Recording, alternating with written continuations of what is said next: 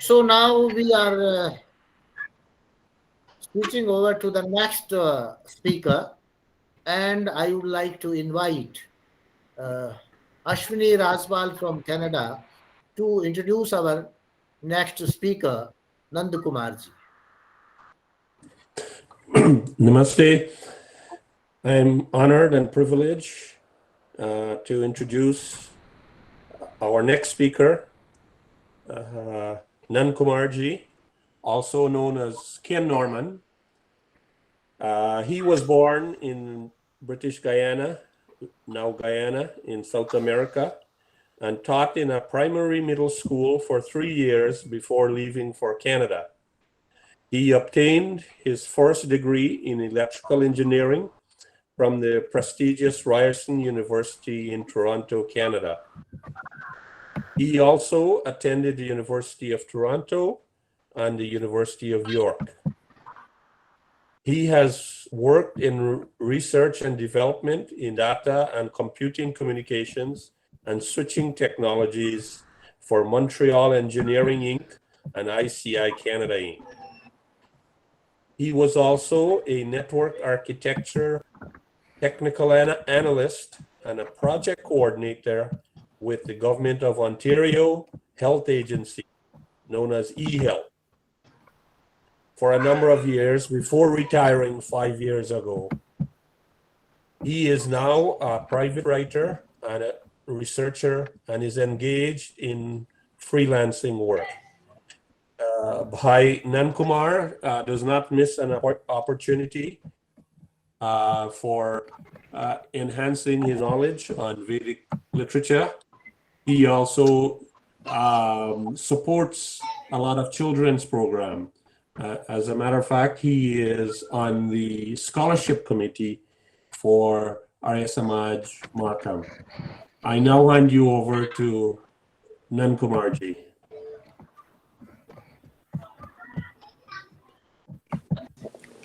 Om Namah Sarva Vidatre Jagadish Vadaya. All humble salutation to Om, who is the creator and master of the universe. I must say Dhanyavad to Dr. Ravi Prakash ji and to Bhai Ashwini ji for that beautiful and humble introduction. I'm also grateful to all the participants who are on this online chat as well. My gratitude to all of you. Today, my focus will be, let me see if I could get the slides up here. All right, I prepared slides, so let's go. Presentation. Yes, you can press this arrow button. Oh, yes. Press Yeah. yeah. Okay, here we go.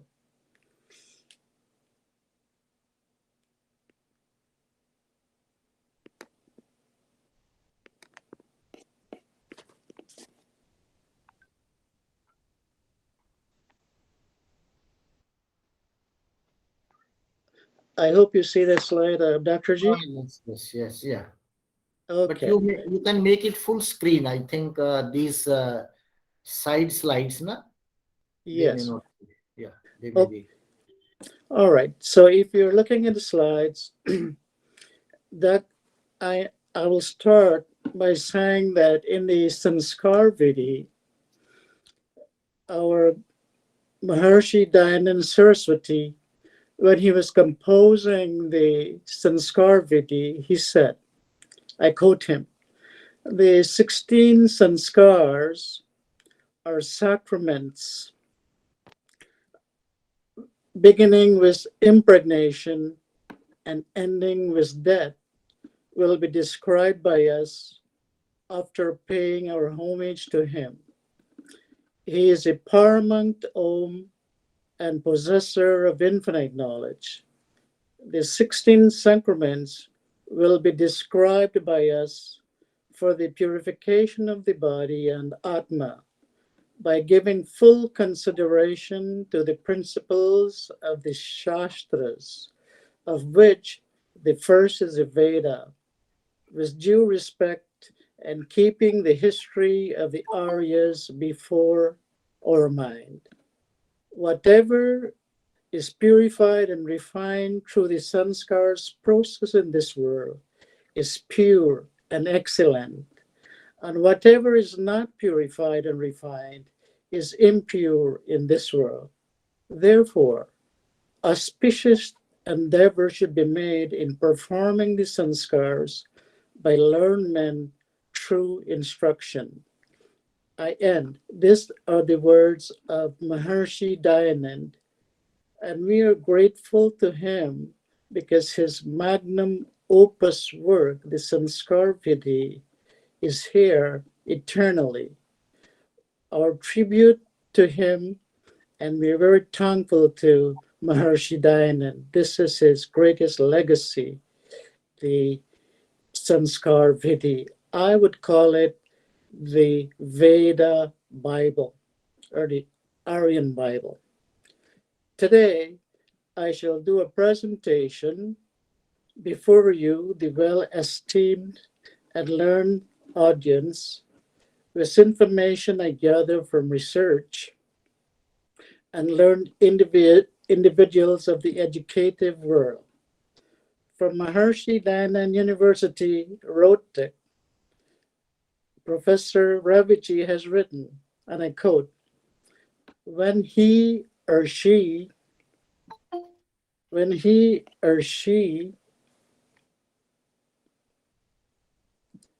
is subjected to Sanskāras, a human being becomes or attains a second birth that transforms him into a real human being, and he is called a Dvija. Janmana jayate shudra, sanskare dvija uchyate. That is, by birth, all human beings are born as Shudra. As Shudra, they're subjected to moral values and education, and a human being attends a second birth and becomes a real human being. Since life is long and is about 100 years, as is stated in the Vedas, we always say that life is Sharada Shatam. By Sharada Shatam. Nand Kumar, we can't see your slides. Oh, I stop it now. Oh, okay. Okay, I'll continue. Now, as Swamiji said, in the Vedas, the length of our life is 100 years, Sharada Shatam. And it is mentioned so many times. I noticed a few speakers said that our genetic code in our genes, we could live longer than 100 years. Scientifically speaking, it could be plus or minus 20% from that 100-year mark. But I think our life, a human life, is 100 years. It is stated in the Vedas that way. I cannot see how a human being can live 600 or 700 years. Maybe in Shastras, like Smritis, it's okay to mention that because those are stories. But in reality, our life is 100 years. And Maharshi Dayanand said, to purify in our life, this 100 years mark, it is punctuated by Sanskāras. So Sanskāras are the checkpoints, are the milestones, and this journey from impregnation to death, where death is defined as 100 years, and impregnation as 0 years. So this is a distance we travel from 0 to 100. And in between, we have this kind of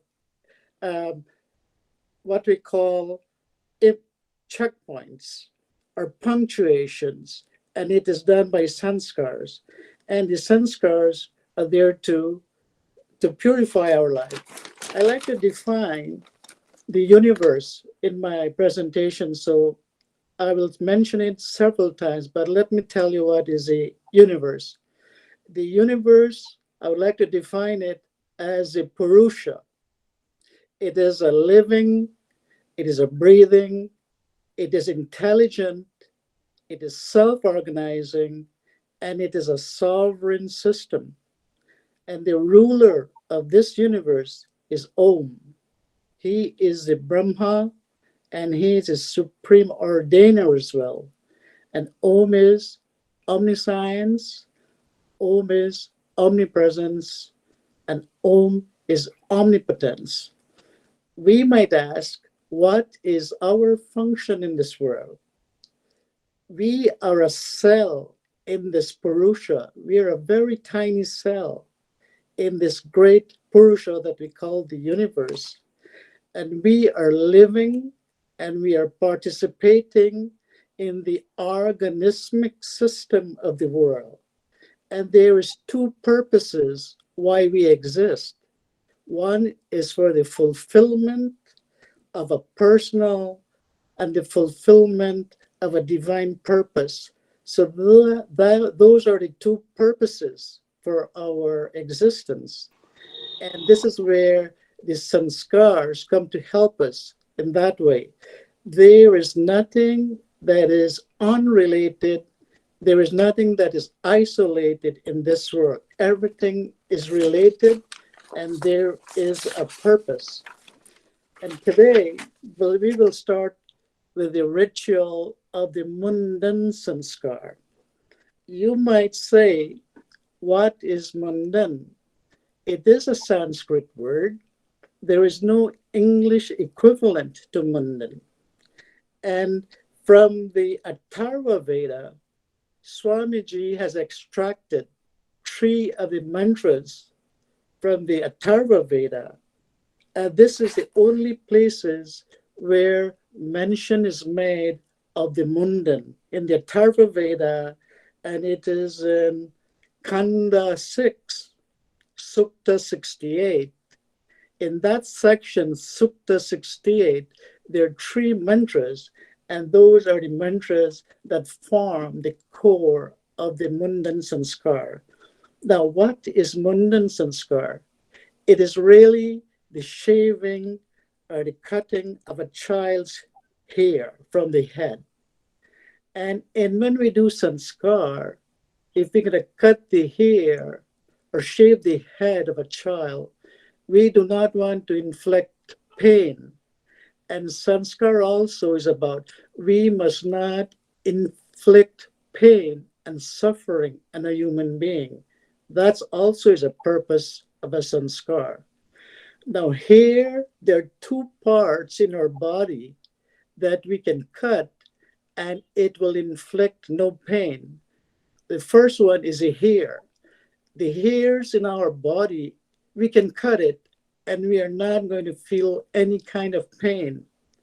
And the second part in our body that we can cut and we can feel no pain are the nails. So those are the 2 parts of the human body that we can manipulate and we can feel no pain. The other parts of the body we cannot cut. We cannot cut our nose or hands. We are going to feel pain in those areas. So when we are cutting the hair of a child, and Swamiji said Sanskāra must be performed when a child is in the 1st year or under 1 year, and when the child in the 3rd year. So those are the recommended ages for the child. In the 1st year, parents normally do it in the 9-month, 10-month. It depends on the country and the conditions. If we look at Mundane, the closest English word we have is tonsure. Tonsure is an English word. It also means cutting and shaving of the hairs of the head. We see that in our Indian culture, in our civilization, we see our sages and saints, their head is sometimes shaven. It looks very smooth. The hairs or the shika, the back is tied. Some of them has big tufts. So there's all kinds of hair design. We also see in other religions like the Christians, we see in Buddhism, where the bhikshu, the monks, And the bhikshuni, the nuns, they also cut their hairs, and they do some very services, like religious services, while they're cutting their hair.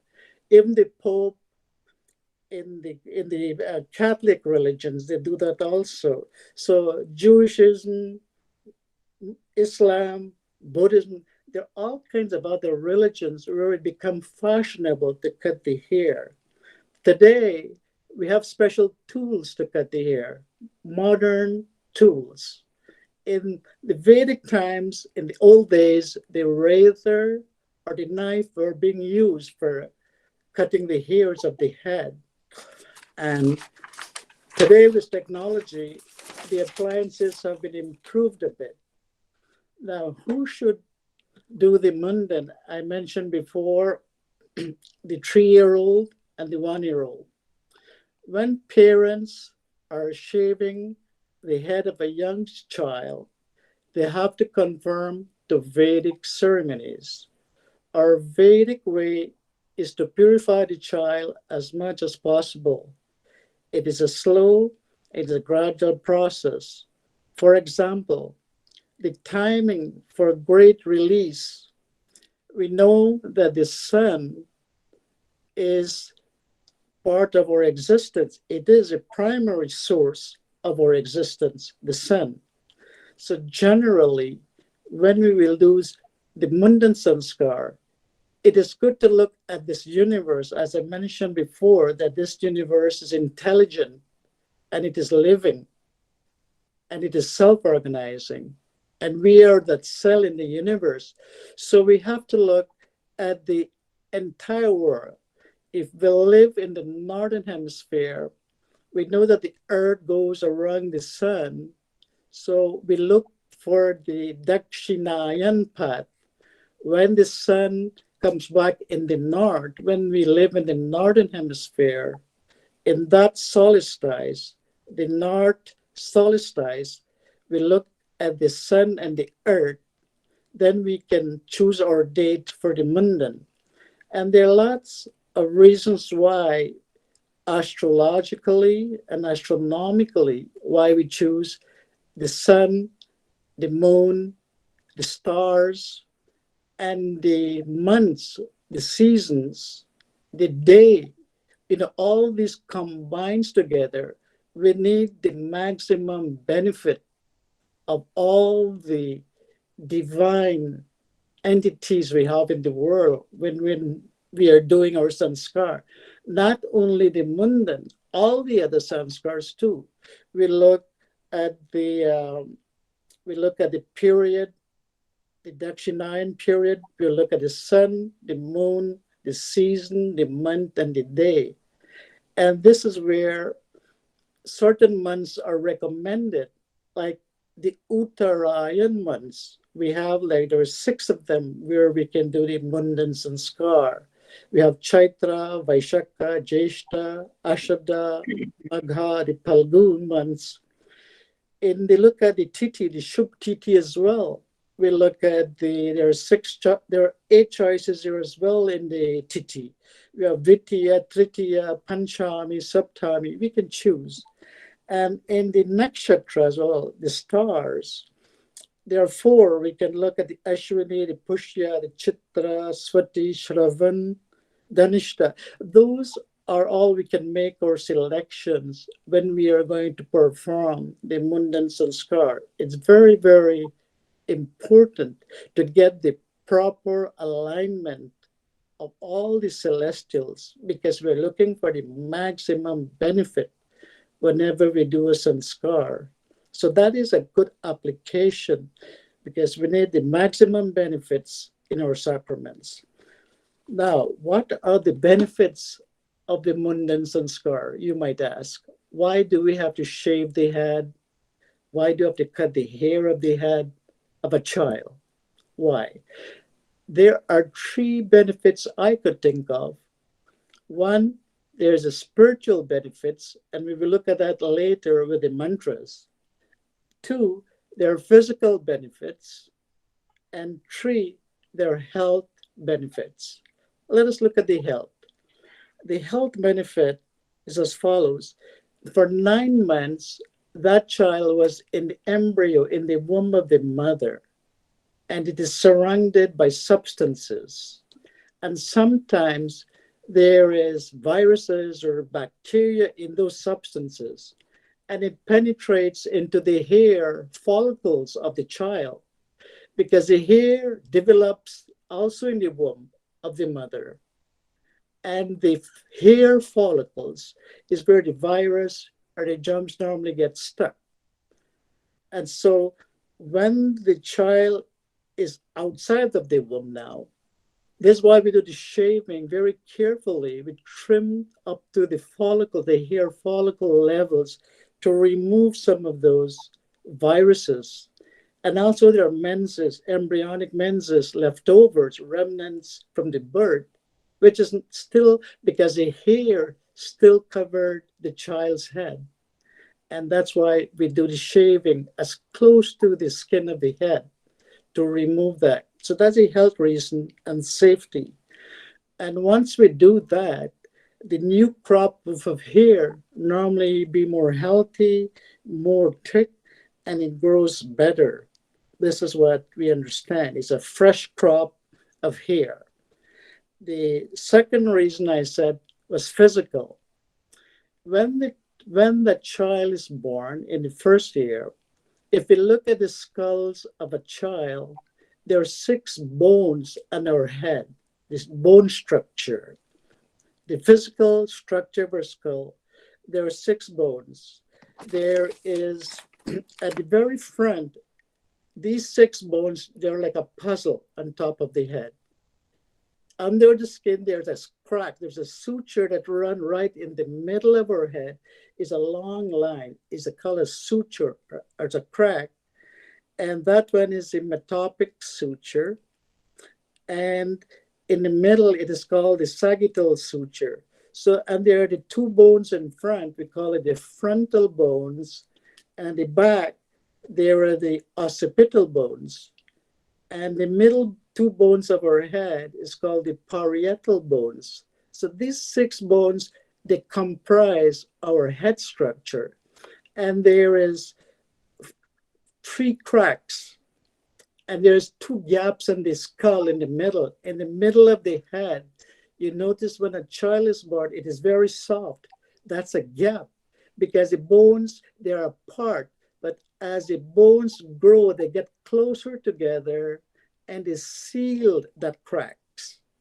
They seal it. At the back also, we have another gap. So there are 2 gaps in our head. One at the back, if you look at the newborn child, and there is one in the middle. And those gaps are there for a purpose. It allows the bones to grow as the heads develop, the bone structure. And when we do the Muṇḍan, when we remove the hair from the head, we're exposing the head to the sunshine now. And this is why that sunlight, the very energy of the sun and the moon on all the celestial, they nutrify, they nourish the skull, the bones. It grows better, and they solidify the skull structure, and it gets stronger and better as a child grows. And we find that that fixture, those cracks in the skull, it gets very narrow and is sealed up. So this is the reason why we do the hair, the cutting of the hair. That's the other purpose.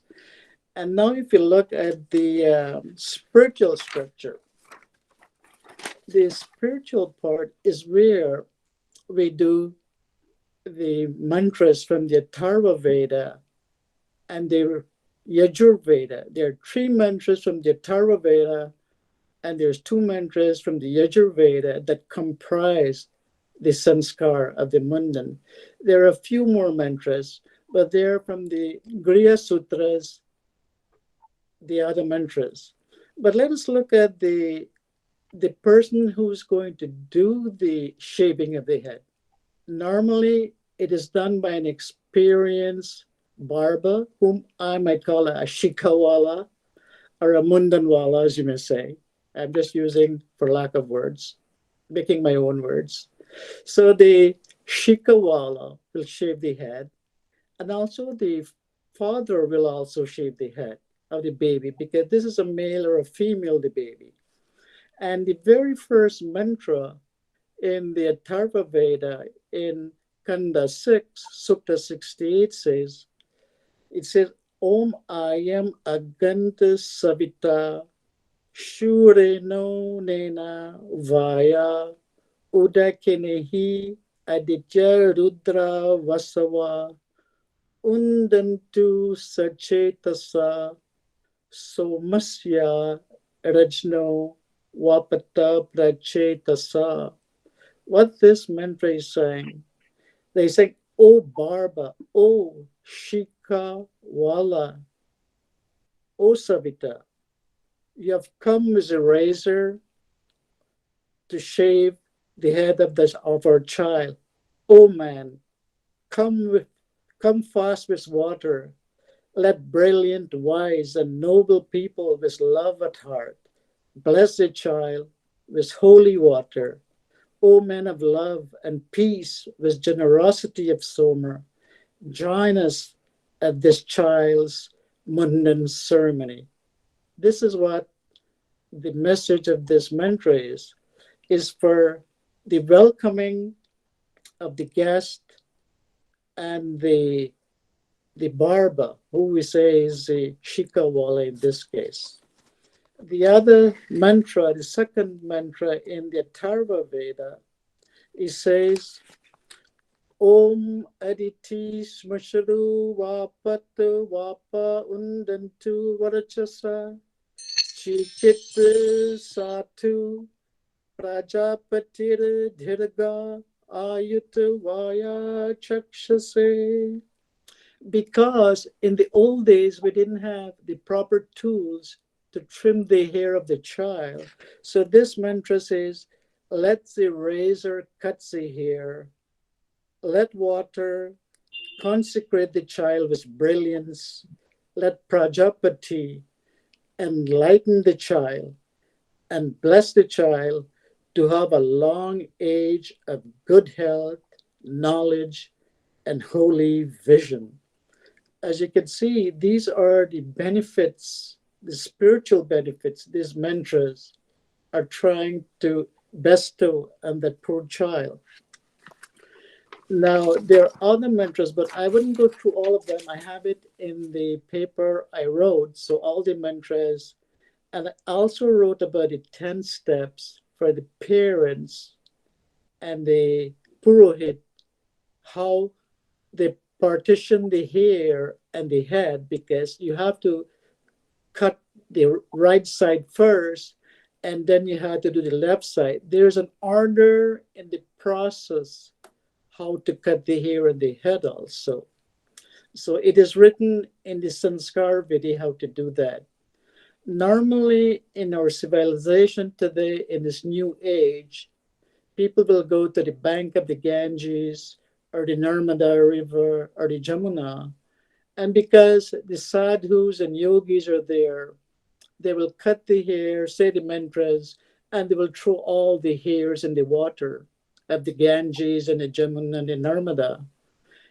That's not, should never happen, because what Swamiji said, all the hairs should be buried under the ground. It should be buried in the forest, or the hair should be buried near a gaushala, where you have a gaushala farm, because of the ecosystem. So Swamiji was concerned that we should be very careful when we do the Mundane, how we collect the hair and how we dispose it. So he was very particular about that as well. And that is something that in this new world today, we have so much hair salons and so many people are doing Mundane works all the time in this modern day world. It's a fashion today. And it is for cosmetic reasons. We are not disposing the hair properly. We are not looking at the ecosystem. But in our Sanskāra, we were addressing things like the ecosystem. So these are things that are part built into our sanskars, Priti, in the rituals we do. And we must pay attention to it. Now, the third mantra in the Eternal Veda was also stated, this is the here cutting of the child. It says, Om yena vapat savita shurena somasya rajno varunasya vidwan tena brahmano vapate dhamasya gomanshavana ayamastu prajavam. So this is the third mantra in that Sukta 68. And it says, O priest, this competent barber will shave this child by the same razor, because we're looking for people with experience also. You know, you're dealing with a head, and when we do the sanskar, we don't want to hurt a child. And these are the two areas, there are two sanskars where we are doing a little bit of pain in the body of a child. When we do the Karna Vedha, we are piercing the ears. There's a tinge of pain experience at that time as well. And when we're doing the Muṇḍan, we have to be careful because the child is under 1 year old, and we don't want to damage the top part where those dips are, I mentioned before, you know, those two holes are in her head, because you can make serious damage. So we have to be careful. So here this mantra is saying, we need a competent barber to shave this child. And by the same razor, because he might have shaved kings, he might have shaved people of merits before, he has experience. And here also we say, may this child be rich in lands, in cows, horses, and wealth, in artha things. And here, may he be a noble, and may he have a noble family also. Imagine you're one and someone is telling about your becoming. You must have a very nice family at the age of one. So here in our Veda, and as I said before, nothing is unrelated, nothing is isolated in this world. We want fulfillment, a personal fulfillment, and this is how we get it, by the sanskars. And I just want to mention that to leave a shika, that, you know, where the crown at the back of your head is a choice of the father, the parents, or the family. They could make that decision. It is not recommended, but traditionally we have seen, you know, a lot of our saints, they have that shika at the back of the head. You know, it's a choice that parents make. The reason in our culture, there is a myth or a superstition about it. Someone say when we have the shika, it's a symbol of Indian culture. It is like an antenna also for receiving cosmic energy. And also it brings parents, it removes the said evils from the child. It's a, you know, it's all a myth, as I said. It's only what you believe, and don't take it too seriously, because there's nothing in our sanskar that you have to keep that shika. You know, I just want to tell you, there's a lot of myth to it, but it's a style, and whoever wants to do it, it's okay. In conclusion, I just want to say that we have Dr. Chan said in the very first day that there are two seeds that make a child, that give us a birth of a child. When the two seeds of parents come together, we have a child. But there's also a second seed that comes to birth as well. That is a seed from God, or Om. And I also think that in that seed of God or Om that comes, there is what we call the genetic part of it. The genetic memory comes with it. And there is also an evolving memory comes with it because you want to progress in life. So there are two memories, I think, the genetic, which we get from the parents.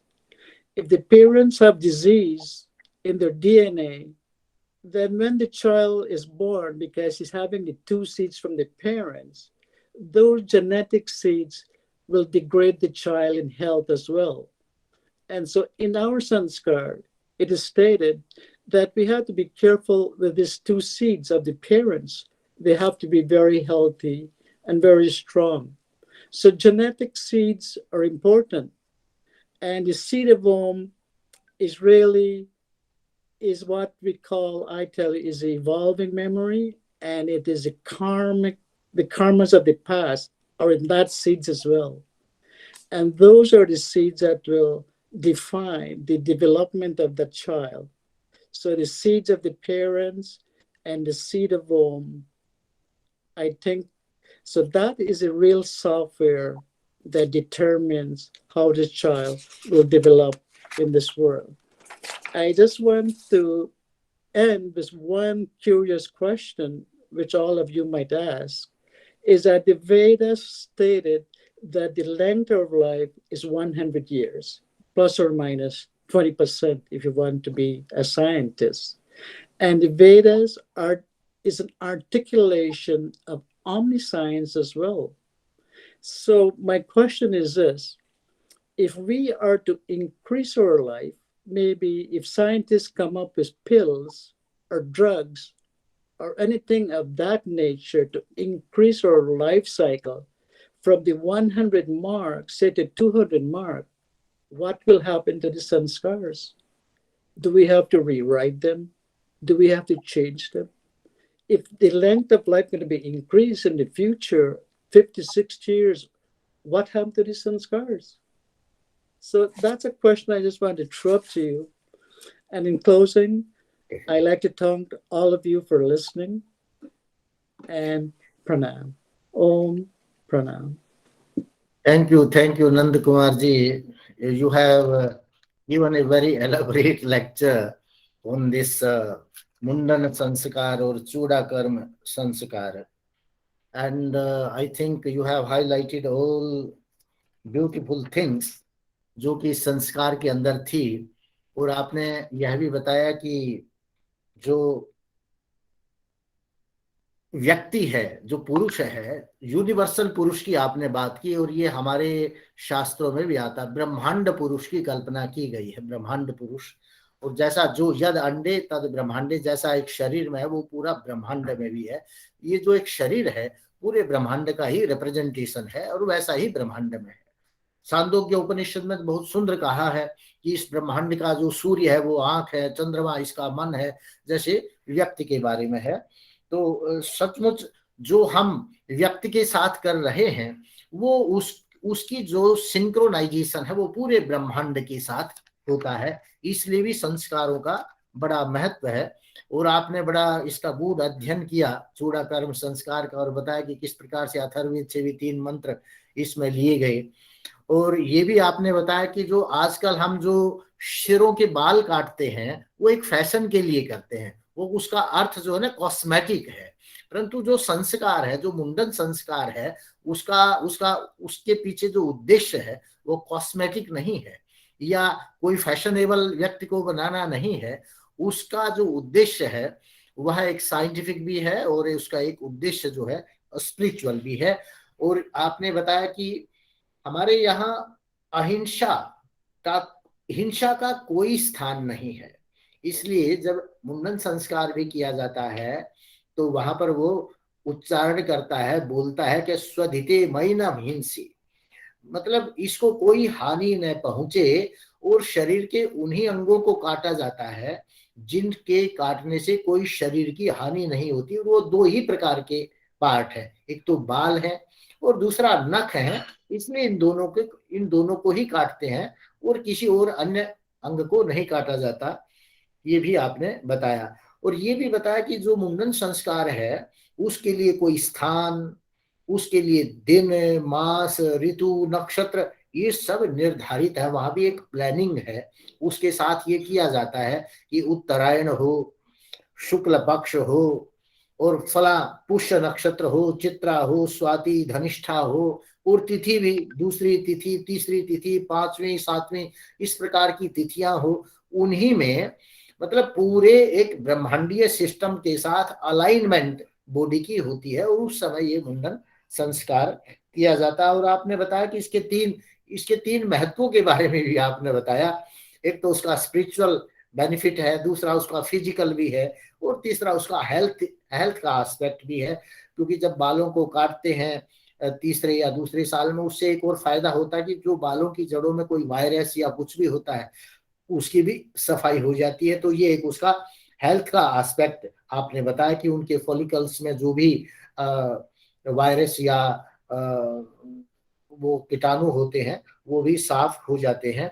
और फिर physical benefit आपने बताया कि जो हमारा school है, हमारी जो खोपड़ी है, उसमें 6 जो है बोन्स हैं, हड्डियां हैं, तो उनको ध्यान में रखते हुए जब बाल भी काटते हैं तो ऐसा नहीं कि कहीं से भी स्टार्ट कर सकते हैं, पहले दाएं उसके भाग से फिर बाएं में जाते हैं, इस प्रकार से एक पूरी प्रक्रिया बनाई गई है। और आपने एक बहुत अच्छा प्रश्न अंत में उठाया कि देखिए वेदों के अनुसार 100 वर्ष की आयु है, अगर 400 वर्ष की आयु हो जाएगी तो इन सारे संस्कारों का समय भी आगे पीछे बढ़ना चाहिए, क्योंकि 100 वर्ष की आयु के हिसाब से ही इस महीने में ये करें, इस वर्ष में ये करें, ये सब संस्कारों का समय निर्धारित किया गया है, आपने ऐसा भी बताया है। और वैसे आधुनिक युग में एक बड़े मनीषी थे सातवलेकर, उन्होंने वेदों पर बहुत कार्य किया। वो उनकी आयु के जो पहले 60 वर्ष थे, मैं आपको बताऊं, वो एक आर्ट्स के अध्यापक थे, आर्ट्स टीचर थे, और उस समय इतने अच्छे आर्ट्स टीचर थे कि उनको पद्मश्री मिली। और 60 वर्ष की आयु के बाद उन्होंने वेदाध्ययन प्रारंभ किया, और वो कहते थे कि मैं वेदों के अनुकूल ही जीवन यापन करता हूं, यदि वेद सत्य हैं तो मैं शतायु रहूंगा, मेरी 100 वर्ष की आयु रहेगी। और आश्चर्य की बात थी कि सातवलेकर जी he lived for 108 years, उसके बाद उनकी मृत्यु, और वेद के फील्ड में भी उन्हें पद्मश्री मिला। तो जो वैदिक जीवन है, यदि हम वैदिक जीवन जीते हैं तो अवश्य ही मनुष्य शतायु होता है। परंतु इस प्रकार के भी उल्लेख हैं कि योगी योग के माध्यम से अपने जितना मेटाबॉलिज्म एक्टिविटी आप कम करेंगे तो आपकी आयु बढ़ जाती है। परंतु मेरे अनुसार चाहे आपकी आयु 100 वर्ष है या 150 वर्ष है या 200 वर्ष है, ये जो संस्कार हैं भाई, मुंडन है, गर्भाधान है, और इस प्रकार के जो प्रारंभिक संस्कार है या निष्क्रमण है, उनकी समय सीमा बढ़ने वाली नहीं है, वो तो उसी ढंग से करना है। बाकी हाँ, आयु में आप का वानप्रस्थ है, और जितने अगर आपकी आयु बढ़ती है तो वो सारे आपके संन्यास आश्रम के लिए समय जाता है, उसमें आपका वानप्रस्थ है, गृहस्थ, वो तो वही समय है। तो जितना, क्योंकि आयु साधारण व्यक्ति की नहीं बढ़ सकती है, आयु तो योगी की बढ़ सकती है। और जो योगी मोक्ष के लिए है वो ऐसा नहीं कि उसका आश्रम सिस्टम भी 50 से 75 वर्ष हो जाएगा, वो योगी की आयु है, और वो आगे बढ़ती भी है तो वो योगी की आयु है। वो सामान्य जो गृहस्थ व्यक्ति है, जो वेद में ये जो वर्णन है 100 वर्ष की आयु का, एक सामान्य गृहस्थ व्यक्ति के बारे में कहा गया है कि उसका इतना वर्ष है। परंतु जो एक्सेप्शनल आयु योगी की है उसका वहां पर ऐसा उल्लेख नहीं हुआ है। तो I think this was a very good presentation, and I thank Nand Kumar ji for such a beautiful presentation.